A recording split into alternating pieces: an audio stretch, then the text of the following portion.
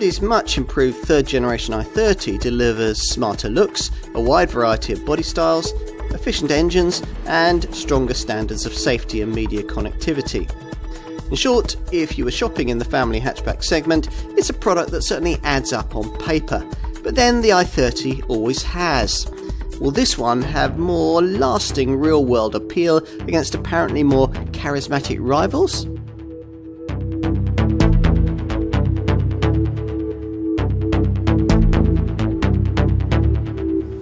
Hyundai makes plenty of very interesting and innovative cars these days, but there are others with quieter, more sensible virtues. Models like this one, the i30 Family Hatch.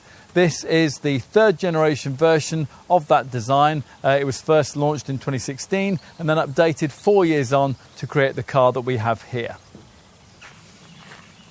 It won't be a headline maker, well, not in this standard form anyway, but the i30 has always been hugely significant for Hyundai, ever since the first generation FD series version arrived back in 2007 to change the way we all thought about Korean cars. Since then, this Asian maker has transformed itself from being a budget brand to the point where it's now a mainstream quality choice. And that process was aided by the i30's evolution into second generation GD series form back in 2011 and subsequently by the original launch of this third generation PD series i30 model 5 years later on. The later, significantly improved version of that Mark III design that we're going to look at here was announced in mid-2020, and it aims to help Hyundai progress further in its relentless march to complete automotive credibility. It's very firmly a product of evolution rather than revolution, but there is now an upgraded, fully electrified 48-volt powertrain lineup, also including an extra 1.5-litre petrol turbo unit. There's also a clever new IMT manual gearbox, smarter looks, a better standard of cabin infotainment, and plenty of extra camera safety kit, all of which, as before, features not only with this 5-door hatch body style, but also with the alternative Tourer estate and the fastback body shapes too. There's an improved version of the standalone i30N hot hatch too. All of this from a car that was designed, developed and tested in Europe specifically for European buyers. It all sounds quite promising, doesn't it? But then if this i30 is going to be able to keep pace in this closely fought segment, it's going to need to be. So let's put this car to the test.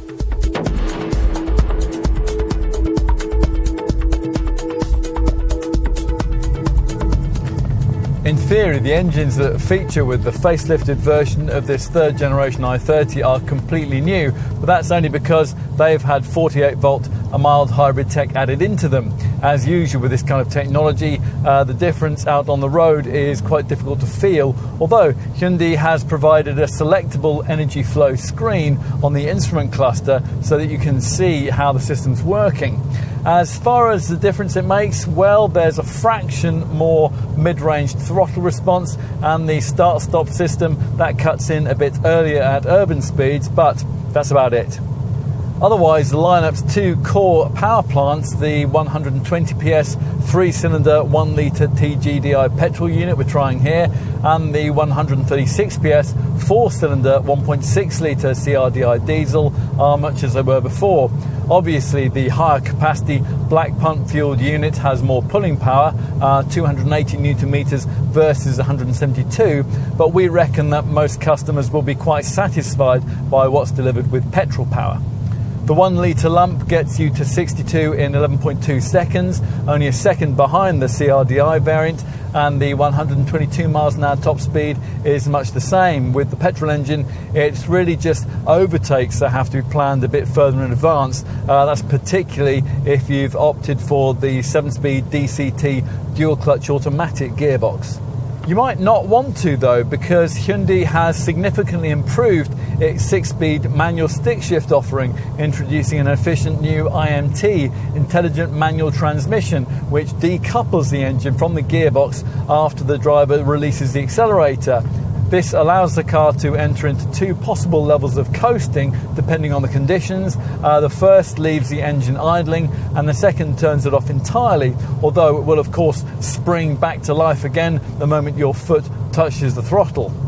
The IMT manual and the 7DCT auto gearbox also feature with the only completely new engine added to the range as part of this update, a 1.5 litre TGDI 4-cylinder petrol unit with 159 PS, which is what you have to have if you choose to specify sporty N-line trim with this car.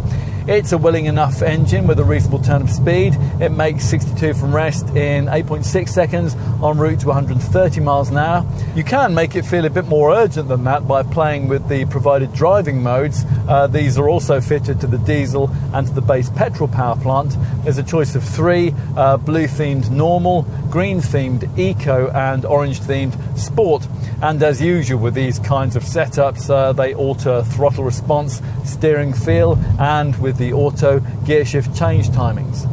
Dynamic performance, though, doesn't tend to be a priority for i30 folk, unless, of course, they happen to be customers for the top i30N, which has also been improved as part of this facelift with a new NDCT 8-speed dual-clutch transmission, extra high-performance driving features, standardised performance spec, and a slight power hike for the 2-litre TGDI turbo petrol unit to 280 PS. That hot hatch, though, isn't our focus here. The priority with more standard i30 variants is to lower the heart rate rather than to raise it. That's aided by the inclusion of something which has always set this Hyundai apart from most other rivals in the family hatch segment, and that's the fact that sophisticated multi-link rear suspension is standard right across the range. Some competitors, like the Vauxhall Astra, don't offer this at all, whilst others, like the Ford Focus and the Volkswagen Group class contenders like the Golf, limit it to only the pricier and more powerful variants. You'll only really notice the difference that this makes on poorer tarmac or over potholes or speed humps, but over those kinds of surfaces, it really does make you feel like you're riding in a larger and more expensive kind of car. Adding to that perception is the fact that this Hyundai is impressively quiet, actually. Even the diesel variants are refined at speed, although it's a bit clattery at startup. There's a reason for that, or more accurately, there are several reasons. The Korean brands worked hard on the rigidity of the body, fashioning 53% of it from high-strength steel. That's an unusually high proportion for a relatively affordable family car. The advanced suspension, that further helps here. The design lacks the sharp edges and the clatter of moving parts which you would typically find in rival setups. Add in things like anti-vibration engine mounts, hollow drive shafts, smoothly profiled door handles and double-layered door seals, and you begin to get the picture. Producing a car that is this quiet is all about attention to detail. As for handling, well, our perspective is as it was before, namely that there's still scope for improvement here if Hyundai really wants to rival something like a Ford Focus around the twisty stuff. Although we're not absolutely certain exactly how much point there is in trying to do that. Cornering door handle style, after all, isn't a priority for many of the brand's buyers, and in any case, even as it stands, this car is already a match for many of its family hatchback rivals in terms of body control and chassis balance. A little ironically, the main area that's lacking in this regard, steering precision, is the one in which the Korean designers devoted quite a lot of effort in development of this third generation design. The changes made were supposed to have quickened up the steering by around 10%, but that's not an awful lot, and to be honest, any difference is difficult to feel. Still, the rack's lightness and parking speeds is welcome, and it's reasonably well weighted for highway use that's now embellished by a very mild dose of autonomous drive technology, and that's courtesy of the lane follow assist feature that's fitted to this top premium spec model. Now with this at cruising speeds, the car will take care of steering duties while also continually estimating the trajectory of the vehicle ahead and adjusting its position accordingly. It's a sort of feature that a typical i30 customer might really like, from a car that's now good enough to spring a few surprises on you if you happen to have left it off your segment shopping list.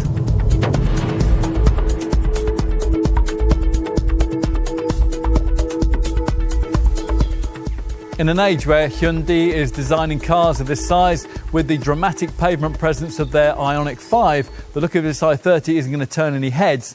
This facelifted design of the Mark III design, though, has more visual appeal than anything else we've seen in this model line to date. Mind you, that's not saying very much. First and second generation FD and GD series versions of this car didn't overly prioritise aesthetics.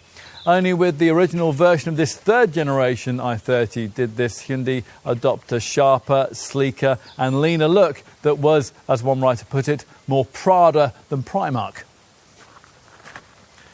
You can bet that this PD series car's eventual replacement will take it further up the high street still, but for the time being, the shop window has had a bit of a polish here, primarily with the adoption of this wider and far more overt 3D front grille, below which sit black-themed corner cutouts incorporating beady front fog lights.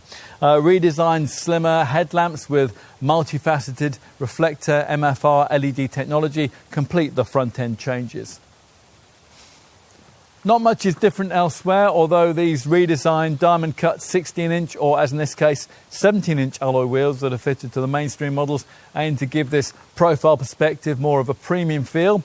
Here, as you can see, we've got the straightforward 5-door hatch, and there's also a Tourer Estate body shape. But if you want something more visually arresting than either of the standard body styles can provide, then your dealer will steer you towards the fastback i30 variant that was created more with fashionistas in mind. All three body styles feature long bonnets, high waistlines and the short front and rear overhangs you see here, together with this lower panel crease that gives the flanks some shape. At the rear, this facelifted model has adopted a fresh bumper design in pursuit of sleek aerodynamics, a change which sees the previously high-set reflectors positioned a bit further down. The sculpted rear combination lamps, their LED lit above base trim, taper into a V shape, and that mirrors the effect of the front. And sweeping horizontal creases are supposed to make the car look wider. Plus, the black finishing around the subtle roof spoiler here is reminiscent of an i30N. As usual, of course, what's more important is the stuff you can't see, some of which is actually quite old.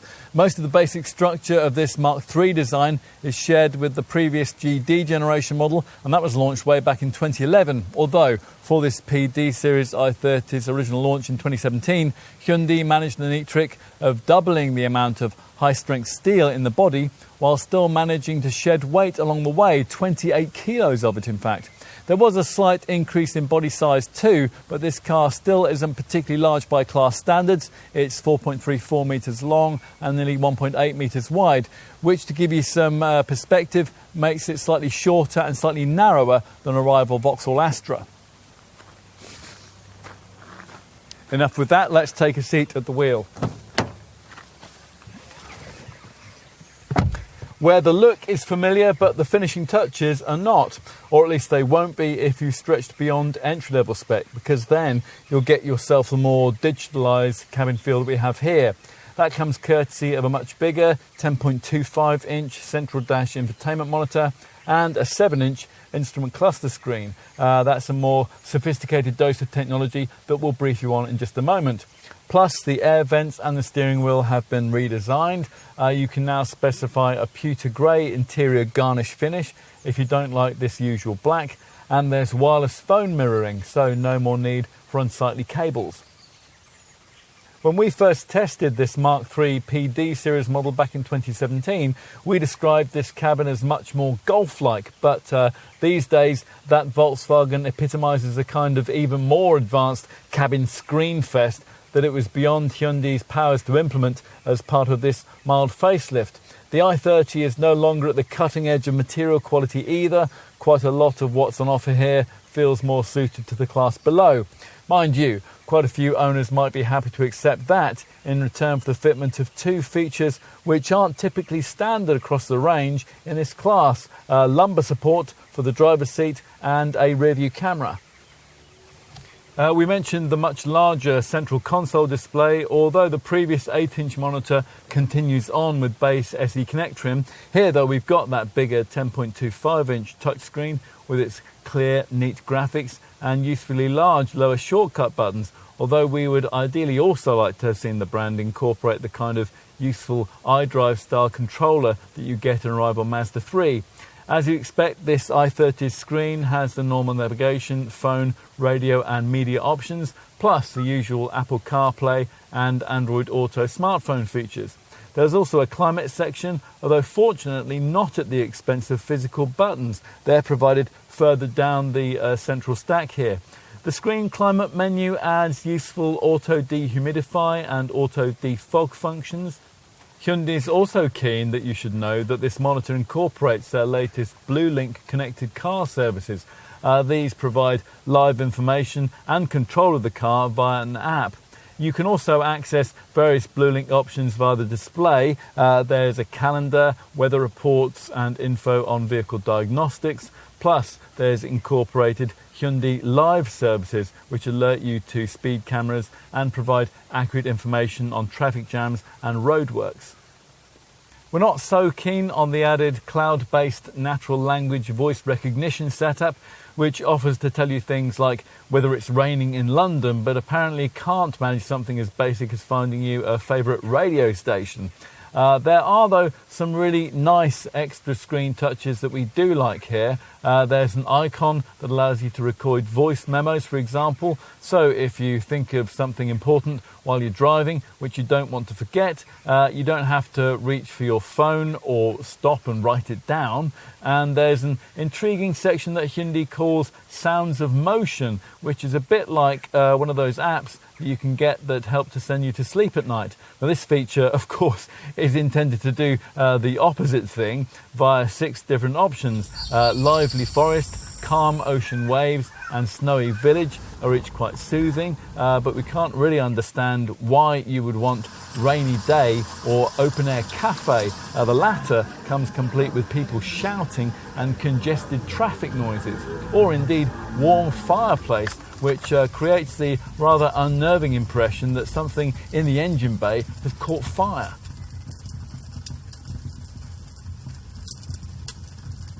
The second of the 2 new fascia screens we mentioned earlier is far less sophisticated. Hyundai calls the 7-inch LCD display you view through this 3-spoke steering wheel the driver's supervision instrument cluster, which sounds really quite grand but actually isn't, because unlike with competitor digital instrument monitors, it doesn't extend the full width of the instrument binnacle, and therefore it can't put full GPS mapping directly into your line of sight. Here instead, the colour screen sits rather incongruously flanked by analogue needle gauges, revs on the left and fuel and temperature on the right here. Still, it is better than the more conventional arrangement that you have to have with the base spec trim. There's a usual small 3.5-inch trip computer readout, and that sits between the usual analogue dials. This more advanced screen changes colour according to the various drive modes you select, but otherwise you can't really do very much to customise it, although it is possible to change the information readout in the centre of the virtual gauge. You can choose from a digital speedo or an interactive energy flow diagram for the mild hybrid system. Plus, there are fuel economy and trip computer screen options. What else? Well, the seats don't look especially inviting, but getting comfortable is easy thanks to plenty of seat and wheel adjustment. And for the driver, that standard electrically adjustable lumbar support feature we mentioned earlier on. Other things that we like include this central armrest, the way that it can slide forward so it's perfectly positioned for your elbow, and the grippy 3-spoke leather-trimmed multifunction steering wheel here, which is just the right thickness. Not so good though is rearward visibility, thanks to the small rear screen and the relatively thick rear pillars. Over-the-shoulder vision remains a little compromised for tight parking manoeuvres. Hyundai is apparently aware of this, which is why the rear view camera that we mentioned earlier on comes as standard along with parking sensors. Cabin practicality is reasonable, and we like the way that most of the receptacle areas are neatly covered. For example, there's a concertina ring top which slides for the cup holders that you get between the seats, although small bottles placed in them will get in the way of your route to the gear lever. And there's a rotating lid for this compartment ahead of the gear stick here, which has a 12-volt socket, a USB port, although annoyingly only one of those, and potentially a wireless charging mat too. Unfortunately, the latter feature only comes with the priciest level of trim. A narrow, deep compartment sits behind the electronic parking brake, which, by the way, you only get with this top premium trim level. Otherwise, there's an old-fashioned manual handbrake. Other cabin storage features include a big glove box. There's compartmentalised door bins, sun visors with ticket clips, and an overhead storage area for your sunglasses. Oh, and praise be, Hyundai has finally got rid of that chintzy little musical chime that earlier versions of this model favoured you with before ignition startup. Time to move into the back seat. You get these wide opening doors, and the squarely orientated roof makes rear access reasonably easy. And once inside, well, what can we tell you here? It's still not one of the roomier rear cabins in the class. You'll need a Skoda Octavia for that. But by the standards of most other family hatch segment contenders, the space provided here is quite competitive, and it's probably as much as most buyers will need. As with most other cars in this segment, it isn't possible to sit 3 fully sized adults back here with any real degree of comfort. But if there are only 2 of you, then you'll find that there is reasonable space for legs and knees and shoulders.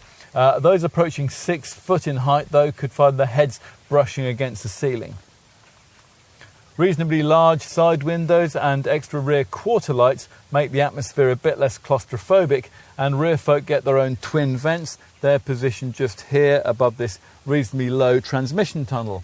Netted mat pockets in the backs of the front seats provide somewhere to pack loose items, and there are small bins at both doors. They're very small actually, they're limited by the size of the speakers here. Hyundai has forgotten to add overhead individual reading lights, but the usual ISOFIX child seat mounts feature on the 2 outer chairs. There are coat hooks in the overhead grab handles and on the B-pillars, plus there are recesses in the door pulls and twin cup holders in this central armrest.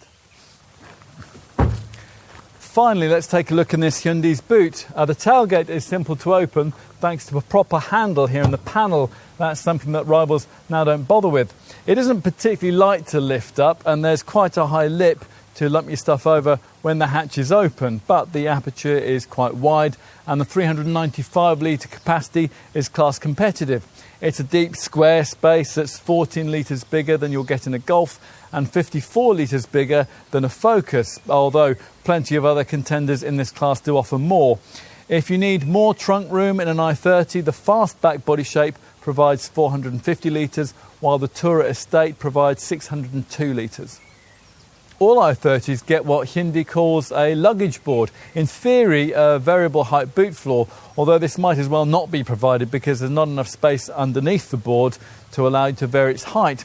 You can tilt up the leading edge of the cargo base to access a few small underfloor compartments, but that's about it. 4 securing rings help to lash down items, and you also get a 12-volt socket on the right and bag hooks on both cargo sidewalls to stop your shopping bags from spilling all over the carpet. A ski hatch is provided for longer items. If you need more space and you want to push the rear backrest down, there's up to 1,301 litres of carrying capacity available. The fastback body style extends that to 1,351, while the Tourer Estate, well, the figure there is up at 1,650 litres.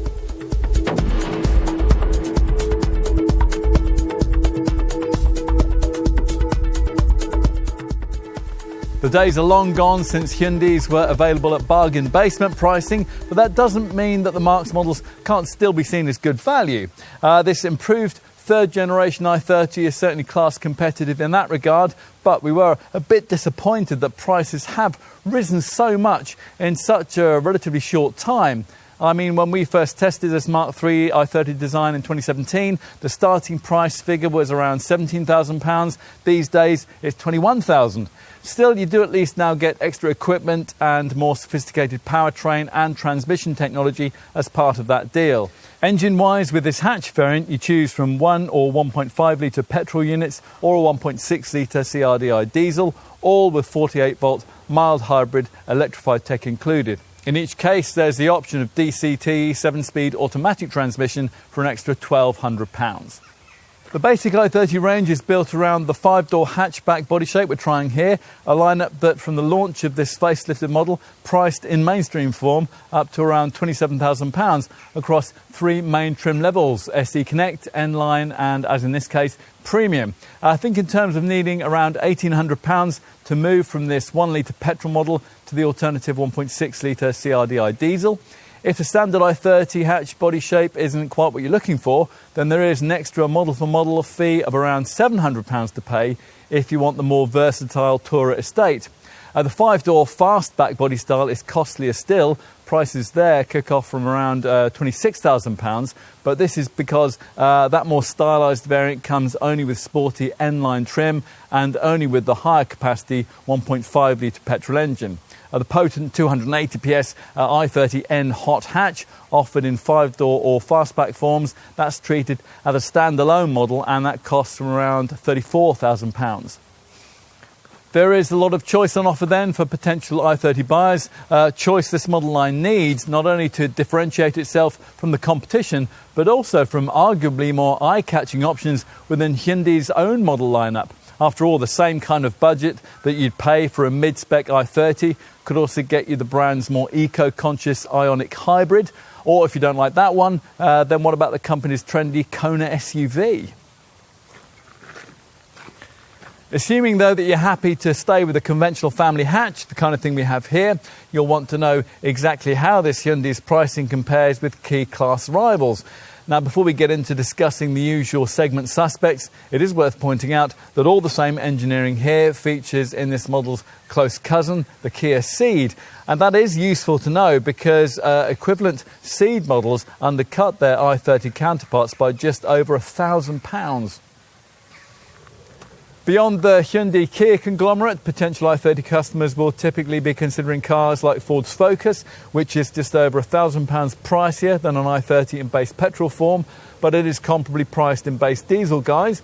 A Volkswagen Golf is, as usual, much pricier than this Hyundai. Think around £2,500 more in equivalent petrol and diesel forms, but you can get Golf engineering priced more affordably in this class in the Seat Leon and the Skoda Octavia. They're similarly priced to this Hyundai in petrol form, but they'll cost you £500 to £1,000 more as a diesel.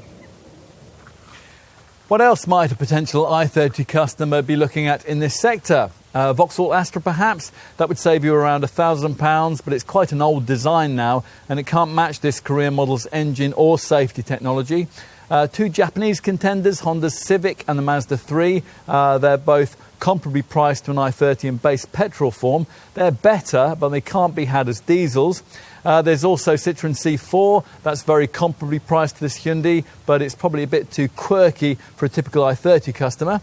Renault Megane is a decent match against the diesel i30, but in base TCE petrol form, it's less efficient and about £1,000 more. A Peugeot 308, that's pricier still, as is a Mini Clubman. Mainstream versions of that only come with a relatively inefficient 1.5-litre petrol engine. Once, we would also have considered a Toyota in this class as a close competitor here, but the model in question, that's Toyota's Corolla, it's much pricier because it only comes now in fully electrified, full hybrid, self-charging form. That's very different from the token mild hybrid tech that features on this Hyundai. At the other extreme, if you are happy with the base 1-litre petrol engine that we're trying in the i30 here, then you might also want to consider a couple of budget-priced class entrants. They only come with smaller petrol engines. That's Skoda's Scala and Fiat's Tipo, but these obviously lack the sophistication that you'll pay extra for with this Hyundai. Enough on price and market comparisons. Let's assume that having considered all the options, you've decided on a mainstream i30 hatch or Tourer model, and you want to know exactly what's going to be included for your money. Well, a pretty reasonable amount as it happens. Even entry-level SE Connect variants get 16-inch alloy wheels, automatic headlamps with high beam assist, power folding door mirrors, front fog lights, and some significant electronic camera-driven safety features too, which we'll cover off for you in just a few moments. Inside with SE Connect spec, there's air conditioning, there's a rear parking camera with rear parking sensors. There's a powered driver's seat with lumbar support, a ski hatch for the rear bench, and cruise control with a speed limiter. Infotainment, that's taken care of by an 8-inch central dash touchscreen media center display with Apple CarPlay and Android Auto smartphone integration. There's also Bluetooth, voice recognition, and the DAB audio system too, with a pair of speakers front and rear and 2 tweeters. If you want a bit more in terms of equipment, you'll be encouraged to find the £3,000 premium Hyundai wants to upgrade you to the premium level of trim we're trying here. That gets you lots of extra niceties, of course: larger 17-inch alloy wheels, full LED MFR headlamps, LED tail lights, rear privacy glass, front parking sensors, and keyless entry. Inside, premium spec models get heated front seats with power adjustment for the driver, part artificial leather upholstery, dual zone air conditioning. There's a heated steering wheel and a wireless phone charging pad. There is also a useful auto defog system which clears the windscreen more quickly on misty days. The key upgrade you get with premium spec, though, lies with cabin screen tech. A 7-inch driver's supervision instrument cluster LCD screen is added into the instrument binnacle, and the centre console display grows to 10.25 inches in size, gaining navigation, cloud-based natural language voice control, and also a full suite of Hyundai's BlueLink telematics services with a 5-year subscription. You can access various BlueLink options via the central display too. There's a calendar, there's weather reports and info on vehicle diagnostics, and incorporated Hyundai Live services too. They alert you to speed cameras and provide accurate information on traffic jams and roadworks. Plus, there's a downloadable Hyundai BlueLink app. Now, via this, using your smartphone, you can remotely lock or unlock the car, and you can be advised if the alarm goes off. Using the app via your phone, you can also access maintenance info on your i30. You can send places of interest data to the car's navigation system, and you can find the vehicle in a crowded car park if you've gone and forgotten where you put it.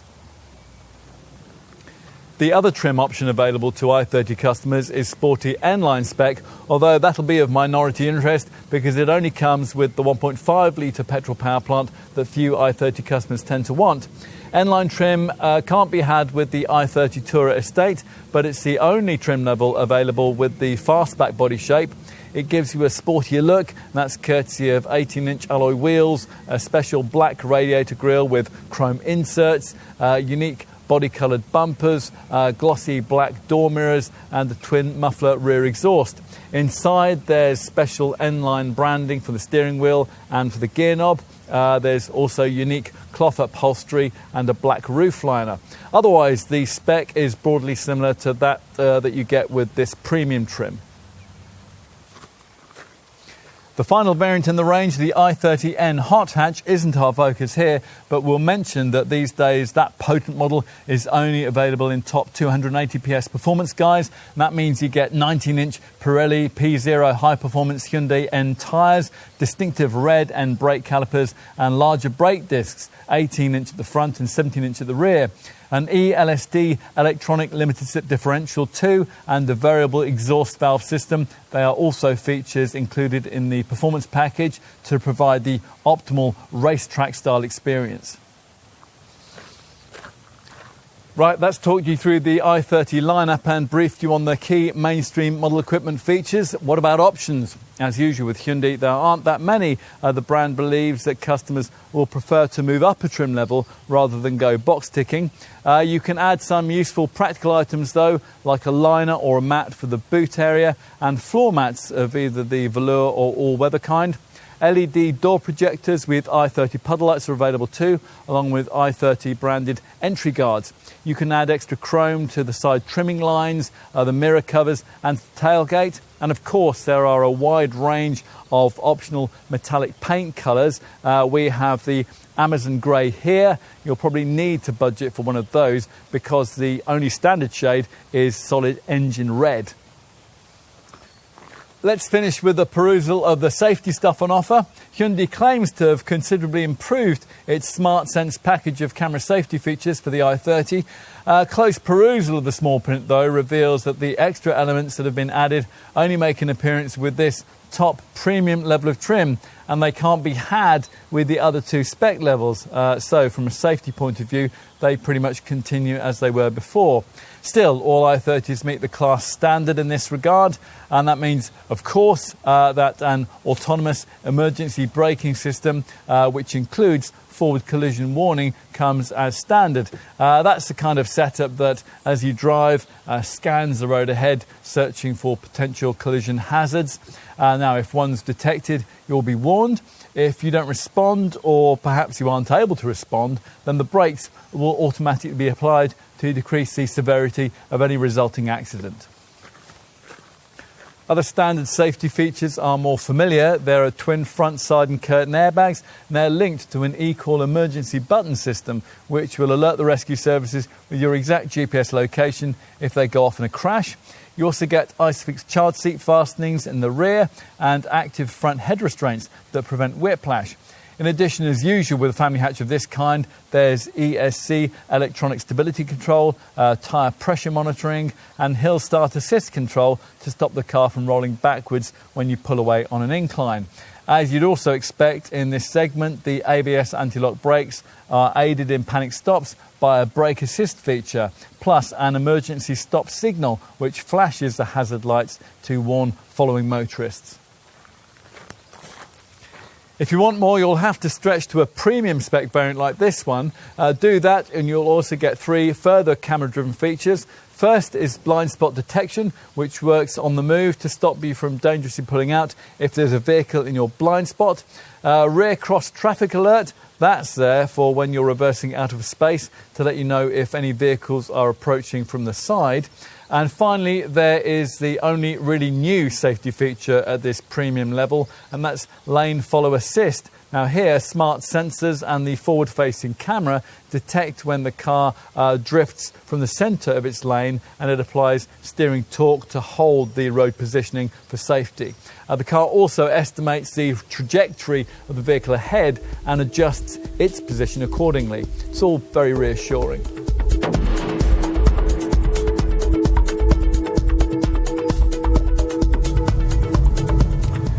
Hyundai is progressing its engine technology in leaps and bounds. When this third generation i30 first arrived back in 2016, it ushered in the brand's latest TGDI tech, including standardized ISG, intelligent stop and go power plants, and the downsized 3-cylinder 1-litre petrol unit that we're trying here. For this update, all this has been further embellished with the brand's latest 48-volt electrified mild hybrid tech, which lightly tinsels all 3 available mainstream engines with a tiny lithium-ion battery, which just about justifies the electrified hybrid marketing spiel.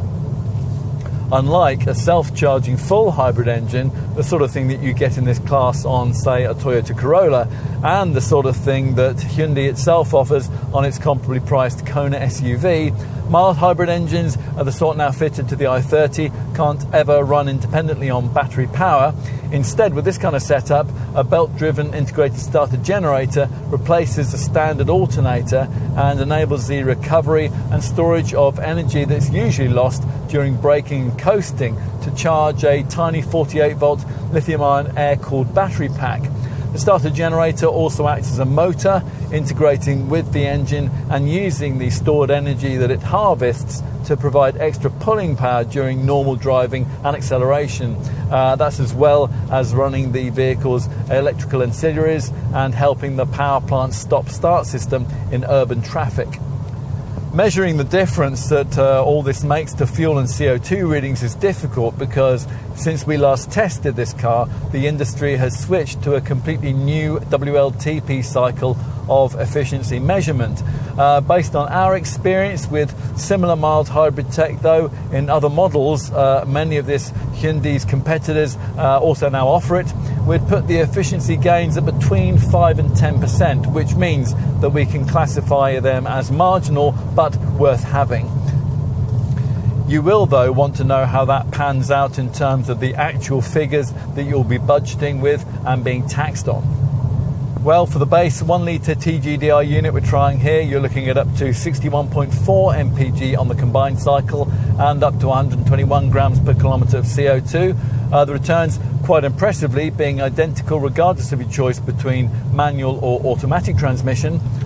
Unlike Hyundai, rivals in this class often limit their mild hybrid tech to pricier variants, Ford and Volkswagen being cases in point, which is why the base 1 litre petrol versions of the Focus and the Golf, which you would price match against this base petrol i30, trail it in terms of economy, with fuel returns in the 52 to 54 mpg bracket. Hyundai's alternative 1.5 litre TGDI petrol engine is predictably some way behind this smaller unit in terms of efficiency stats. That returns up to 44.8 mpg and 142 grams per kilometre in manual form, or up to 46.3 mpg and 138 grams per kilometre as an automatic. As for the 1.6 litre CRDI diesel, well, the days are past when that was the most efficient engine in the range. It now lags slightly behind the 1 litre petrol unit in manual or auto form, returning up to 58.9 mpg and up to 126 grams per kilometre of CO2. With manual gearbox, diesel or petrol models, all these returns are aided by the brand's latest IMT, intelligent manual transmission. Now this decouples the engine from the gearbox after the driver releases the accelerator, and that allows the car to enter into two possible levels of coasting depending on the conditions. The first leaves the engine idling and the second turns it off altogether. What else might you need to know? Likely residual values. Well, they're a lot higher than they used to be on mainstream Hyundai models. Independent experts reckon that after 3 years and 36,000 miles, your i30 will still be worth around 37% of what you originally paid for it, which is pretty class competitive. You can do slightly better than that if you opt for either this 1 litre petrol model or for the top i30N hot hatch. An even stronger buying incentive is the 5-year unlimited mileage warranty that comes as standard. Now this is backed up by breakdown cover that lasts for the same length of time and free annual vehicle health checks too over that period.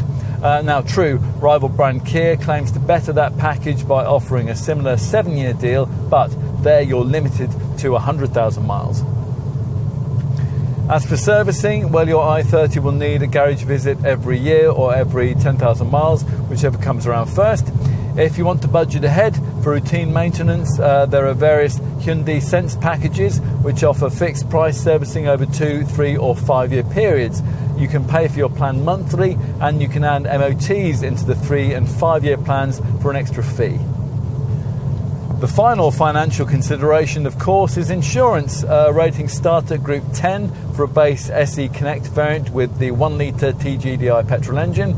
The other spec and engine combinations reside in Groups 11 to 16. Obviously, the i30 N Performance hot hatches attract a much bigger premium. They sit in Group 28.